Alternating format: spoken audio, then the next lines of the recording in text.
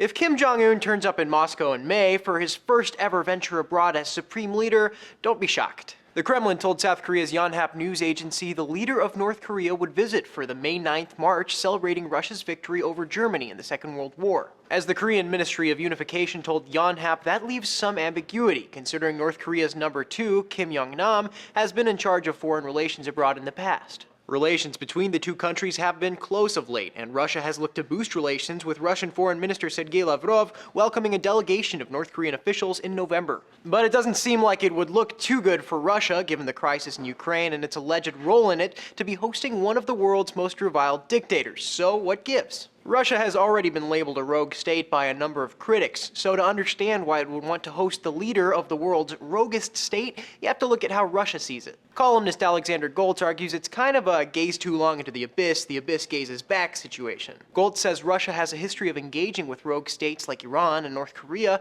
because it has seen itself as the best representative of so-called civilized countries. He writes, by pursuing its own interests in eastern Ukraine and Crimea, Russia has come less to represent the civilized states to the rogue states and more to defend the rogue states and their interests before the civilized states. Russia has finally moved firmly into the rogue camp. And these labels haven't formed in a vacuum. US and EU sanctions have served to further isolate Russia, and compounded by low oil prices have wreaked havoc on the country's economy. That's led the country to look for alternatives to Western powers, as PBS reports looking to China for international financing in the face of a decline of more than $100 billion in international reserves last year. If President Obama's appearance at India's Republic Day parade showed us anything, it's that inviting a world leader to your biggest parade sends a message. So if Russia's looking for leverage and to defy the US and others who have imposed sanctions, one of the Western world's biggest enemies might be just the right person to send that message. For Newsy, I'm Sebastián Martinez.